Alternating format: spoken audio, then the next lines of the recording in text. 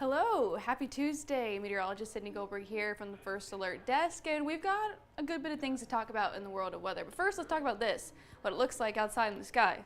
Clouds. We haven't seen much of those in the past few days. I mean, we saw some yesterday, but now we have a lot of cloud cover on our Sky 9 camera. This is overlooking downtown. We have some cloud cover that's moving in from the west, and you can see that in the visible satellite. This is the past 3 hours, and you can see it moving eastward over from the west, so we're going to keep the clouds around through the rest of the day.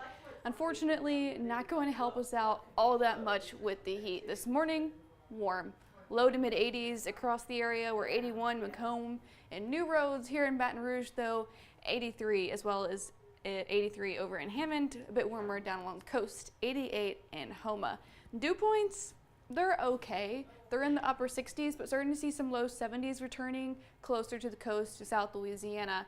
And that's because we're starting to get that humidity coming back into play. So just 24 hours ago, this time yesterday, we're already starting to see it climb, especially over to the west and along places closer to the coast, starting to see that humidity climbing. That's going to be the case throughout the rest of the week. So today, the change really is just going to be the cloud cover in the sky. We've got clouds, more warmth to deal with, and another dry day. So no rain chances.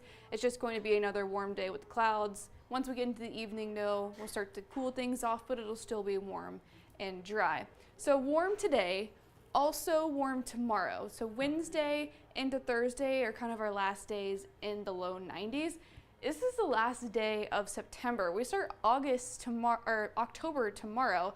So where are the cool temperatures? Well, typically our average for this time of year is into the upper 80s.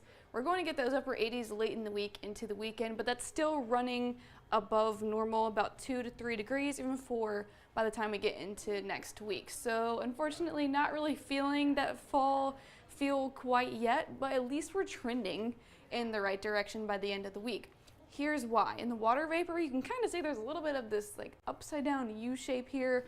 That's high pressure in the upper levels. That's what's keeping the heat for the next few days. But you'll notice out towards the west, see this swirl here in Texas? That's an upper level low. That's also what's bringing over that cloud cover from Texas over us today. But also to the east, we have 2 hurricanes just off the east coast, and that's what's helping to break down that ridge. So what we're going to see later in the week is those slightly lower temperatures because these guys out here are weakening that. What are these guys? Well, we have Hurricane Umberto and now Hurricane Imelda. Imelda was upgraded to a Category 1 hurricane earlier this morning. It's continuing to strengthen and get itself together, but look at Umberto. You can't even see the center of the eye anymore. It's a bit of a mess there, and that's because it is significantly weakened. Now down to a Cat 1, and the reason for that is it's getting shredded by the wind. That's what we call wind shear. It's winds in different directions as you go up in vertical height in the atmosphere. So that's what all this color is right here in our forecast wind shear. It's getting ripped apart, and it's going to continue to get ripped apart as it heads north. But it's still a Category 1 hurricane, so hurricane warning is in effect for Bermuda. Definitely going to see impacts there. Sustained winds at 80 miles an hour as of this morning. It is going to take that turn to the right, though, and look at that. Hurricane to just a post-tropical system. Because of how much wind shear it's going to encounter, it's going to get ripped apart and then pretty much disappear as it goes back into the Atlantic. Imelda, however, has been upgraded to a hurricane, like I mentioned as of this morning. It's got sustained winds of 80 miles an hour. The difference here is that it's going to take a sharp right turn, and so it's kind of miss all of that wind shear that Umberto's getting shredded up with. So it's going to remain a hurricane all the way until the end of the week. This is Thursday morning. The National Hurricane Center still has that as a hurricane as it moves just north of Bermuda, and then back out into the open Atlantic, it will continue to weaken. So the East Coast really got lucky with this track and how close it was to Umberto. Umberto's basically pulling Imelda away from the East Coast. So really good in terms of news talking about impacts for the East Coast. But the East Coast is still going to get impacts from Imelda. Probably the primary impact here is going to be really rough surfs and really high waves. So this is current wave heights as of this morning, around 14, 15 feet close to the east coast of Florida, and that continues all the way up into parts of Georgia and the Carolinas. Of course, the highest waves are offshore, but that's going to remain the case pretty much through the rest of the work week. On top of that, heavy rainfall is also going to be an impact. You can look at this here. This is the next 7 days from the Weather Prediction Center, and it's got the highest rainfalls along the Florida coast, the eastward coast, all the way up into Georgia and South Carolina. Most of it is expected to stay offshore. But then you look at this, right into the Gulf, also have heavy rain. So what's that about? Well, if we zoom in closer to our area, right now, through the next 7 days, it doesn't look like we're going to receive much rainfall. Isolated chances of showers and storms through the later part of the work week. So in terms of rain amounts right now for us, for areas inland in South Louisiana, about 1/4 to 1/2 inch of rainfall. But look at this steep gradient. We go from 1/4 of an inch all the way to an inch to even higher than that just offshore.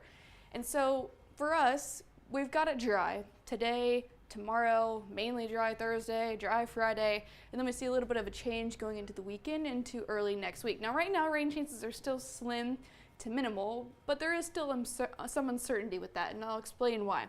We've got our 2 hurricanes just off the east coast. Obviously with hurricanes, we've got a lot of tropical moisture associated with those systems, right? So as they move off towards the northeast, we get an easterly wind that kind of pushes some of that tropical moisture back into the Gulf. Now the question mark with this, by the end of the work week into the weekend, is do we see some sort of low pressure forming? And if that's the case, that could bring some significant moisture further inland. But for now, models are agreeing, and the Weather Prediction Center too, is indicating that a lot of the moisture will stay offshore, but it will be something that we'll have to watch by the end of the work week going into the weekend as well. So that's just in terms of rainfall. We're not going to see any significant impacts from the storms that are offshore, no Gulf impacts for us. Although it is the last day of September, we're still keeping it warm. Low 90s today, tomorrow, into Thursday. We have a slim rain chance on Thursday, but really, once that moisture gets closer into the Gulf and we see that increasing in our area, Saturday, Sunday is when we have the better rain chances, but of course they remain slim. Otherwise, temperatures dropping closer to average, not that fall feel quite yet, but into the upper 80s, so we'll certainly take that. Jeff Morrow will have more details for you over on the noon show, talking about today, and of course, updates on the tropics, all for you coming up here soon on WAFB.